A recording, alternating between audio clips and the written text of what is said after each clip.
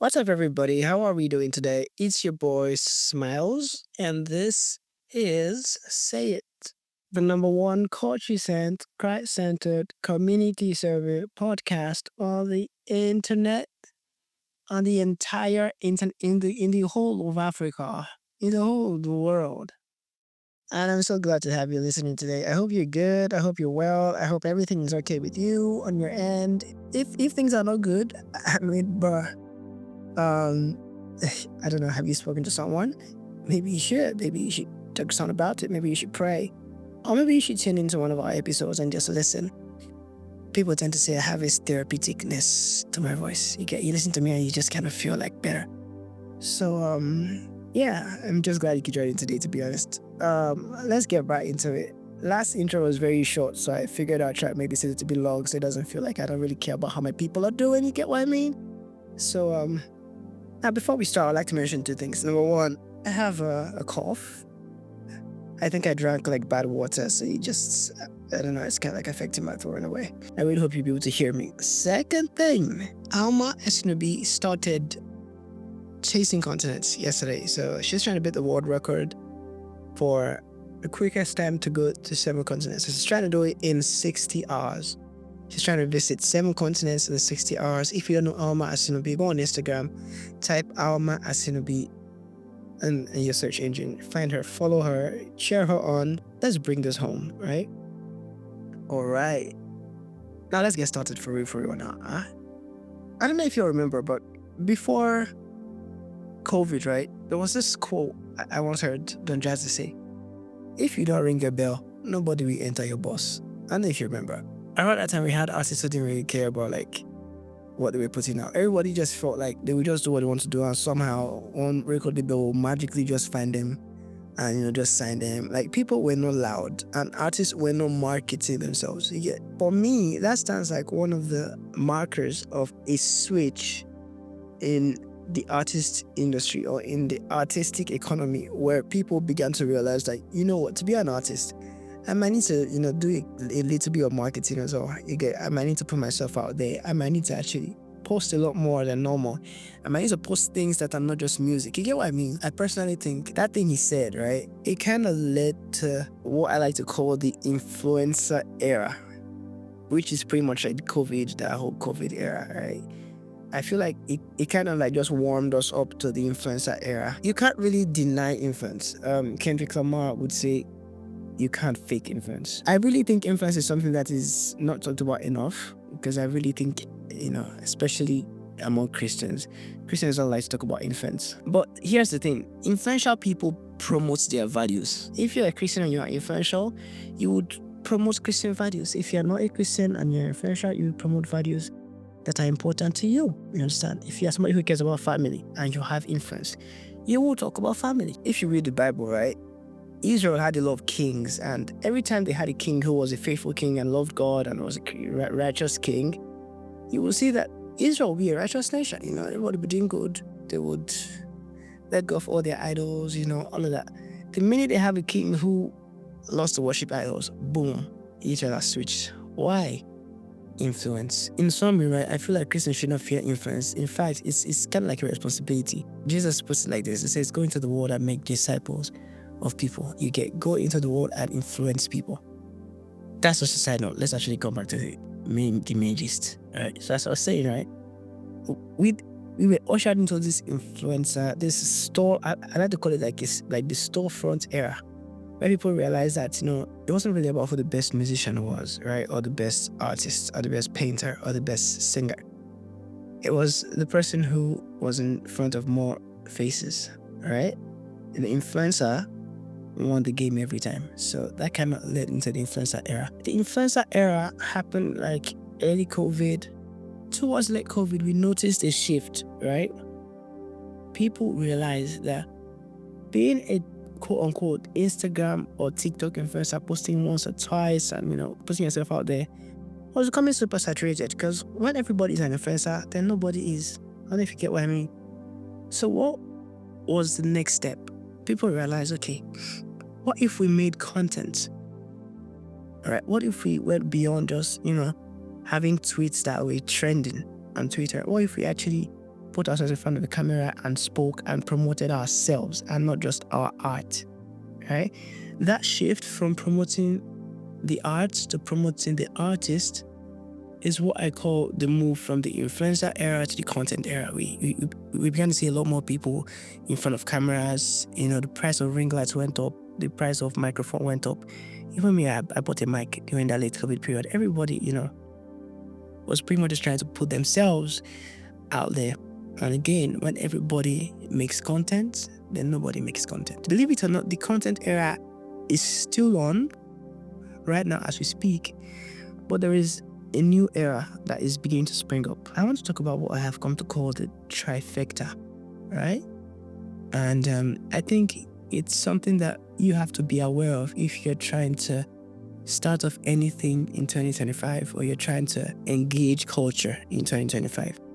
You need to understand times and understand seasons. You know what they say about history? They say history will repeat itself, you get.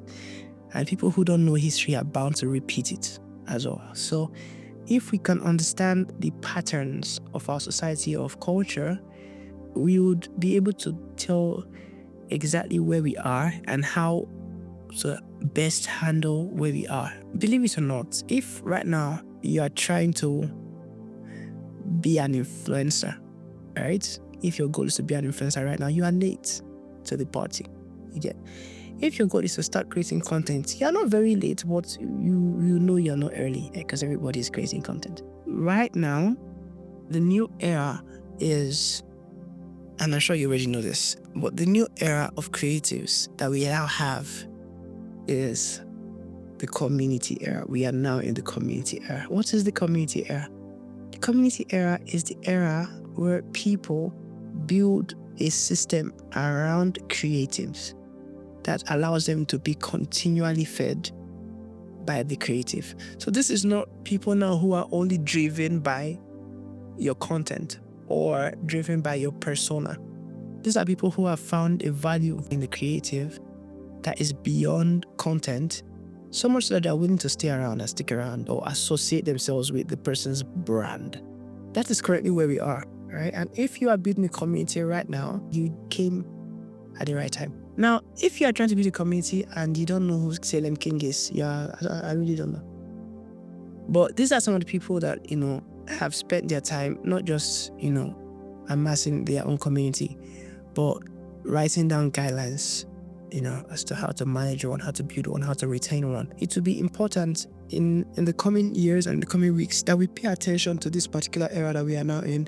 I have stressed community a lot on this podcast, if you are very aware. This is why.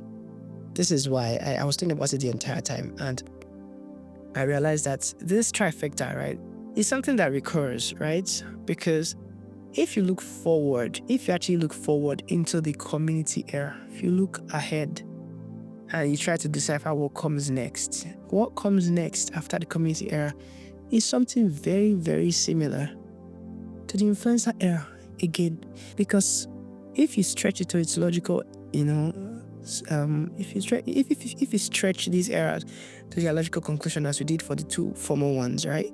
When everybody has a community, nobody has a community. What is then going to be the question? What community has the most influence on people? What community will have other communities, being built around them in such a way that, we then have influencer communities? Someone who I know paints this picture very well is Apostle Emmanuel Iren.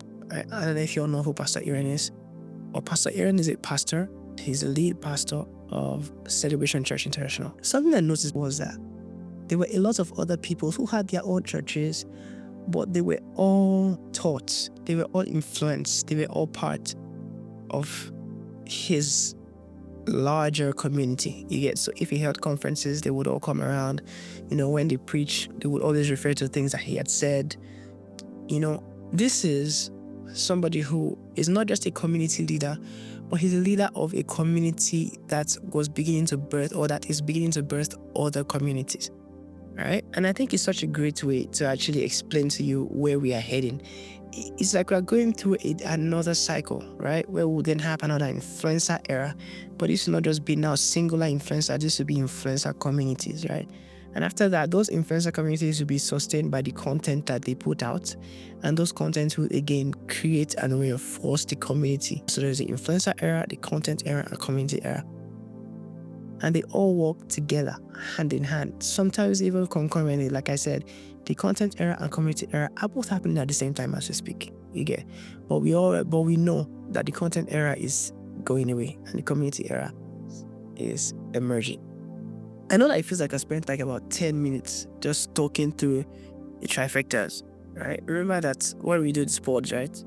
We are always trying to answer a question. We always try to answer a question per episode. The question is always, how is this my business? How does this apply to me? Like, what am I, like, why am I even listening to Trifecta? What is Trifecta, my father's name? This is where I think it's important. It's important to understand, number one, like I already said, where we are. What should you do as a wise person right now? It's either you start building a strong community or you become part of a strong community. If you're somebody who you currently have a passion for music, you have to either start joining a music community or you have to build a music community. If you're a songwriter, join a songwriting community or build one. If you're a photographer, join one or build one. If you are a writer, join one or build one, right? So that's the first reason why you need to care, because you need to understand exactly where you are so you're not late to the party, so that in the next 5 to 10 years, you don't look back and go, oh, I wish I knew. I probably would have joined the community and by now I would have had enough resources, enough networks, enough influence to do X, Y, Z, right? You don't want to be late. So, but I'm giving you a free game right now, free game. What is the next thing? What is the next reason why I'm mentioning this? You need to be able to understand convergence and divergence. So I know you heard me say, when everybody is this, then nobody is this. When nobody is this, everybody is this. Right? All of that, right? A simple way to explain those concepts for you would be divergence and convergence. So what is divergence? Divergence is when something that was formerly singular begins to grow and expand, and it diverges. So think of it like this. There's a trend. The trend starts, with TikTok, right? And over time, the trend begins to spread, and it's now on Instagram, it's now on Facebook, it's now on WhatsApp, right? That's that trend diverging, right? And it can happen for trends. It can also happen for ideas. It can also happen again for communities, right? It can happen for conversations. It can happen for culture. It can happen for business ideas, right? So someone can have a business idea, like the POS business, model, for instance, right? When POS is started, it was literally just one POS per local government. A lot of people started getting into the business, right? So that's divergence. The community wave, we are currently diverging. Think of it like a V, right? So we are currently at the bottom of the V, and we are currently diverging. So there are people who started really, really early. All they would have would be the word community. So have a community. But over time, you will see that the communities will start taking different forms and different shapes. You will then start having art communities, music communities, this community, that community. They'll start having sectors, categories, types, different structures. That's divergence, right? After diverging, convergence starts happening. Convergence happens when that thing that has spread, that trend, for instance, right? When it becomes super saturated, the ones that stand out, people then begin to gravitate towards them. Those ones that persist, those ones that are stable, those ones that find a way to build structures and systems around themselves, people would begin to leave those terrible, other options and alternatives and start to gravitate towards them. Let me give you one example that you can relate to.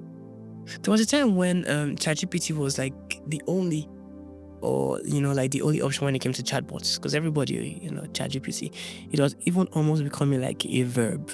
Right now, a lot of other chatbots have come outside. The whole AI industry diverged. You get currently now there's DeepSeek, there is Gemini, there is Copilot. There are now plenty, right? That is divergence. The minute one of them just stands out and begins to excel beyond the rest, we will all converge again. If you're trying to build at the point where the system is already super saturated, you are late. So you need to understand that so that you don't know what an error is and not know how to position yourself in that error. When divergence is at the max, you should be looking out for convergence opportunities. And when convergence is at the max, you should be looking for the divergence opportunities. You understand? The third reason why I'm talking about this is you need to know how to be safe in the coming era. Because again, remember I said the coming era is the era of what? Community influencers. Thought leaders with a community of thought leaders. You get? And when there are multiple thought leaders, there is a tendency to be overwhelmed. There is the tendency to wonder if you are even qualified to be a thought leader yourself. There's going to be a lot of information, a lot of opinions. It has happened before, it will happen again. You understand? It helps all around, just keeps you better prepared for trends, keeps you better prepared for how to handle, thought leadership, right? In this current space, everybody has something to say. You understand? So I just wanted to point out those trifectas, and before we go, I will give a parallel that I think it's an amazing parallel, right? It's a strange parallel, to be honest, but I think it's very, very apt as well, right? So I think in Christianity, this is for the Christians, right? And I think think of it like I'm geeking out. We have teachers, preachers, and pastors. Stay with me. We have teachers, we have preachers, we have pastors. A preacher is an influencer, right? They're the ones that have the quotable quotes, the ones that make you go, the ones that pretty much call your attention, right? The ones that create for your interest, pretty much. They're the ones that preach to you and get you interested in salvation. They're not the teachers. The teachers are the ones that create content, curators. So the teachers in the body are those who curate ideas, the ones who have like entire teaching series on a particular topic, entire teaching series, resource materials on a particular aspect of the faith. You get? And then we have communities which are run by pastors. So a pastor is pretty much a system that has been designed to keep you coming back, to stay fed. I just think it's an interesting parallel. I really just pray and hope to God that, in this new era that we are getting into, we'll be safe. And for those of us who will be leading, even in the community era, building our own communities, we would be safe. You get? Think of this as a quick anecdote, right? To eras. If you want to know why, this is important, remember, we are a culture-sent podcast. We care about the culture. We care about engaging with culture, and you need to be well-equipped to engage with culture. And that's what we try to do here on Say It, the podcast. So thank you for listening one more time. And I hope to see you next week, really. Share this with your friends. Share this with anybody you think would care about culture and care about all this type of geeky stuff. I really think it helps. One share goes a long way. So thank you for sharing. Keep sharing. Let's pray and get out of here. Dear God, thank you for where we currently are. Thank you that you give us wisdom to navigate this current era and prepare for the next. Thank you again. In Jesus' name. Amen. Alright guys. Have a lovely one. Bye.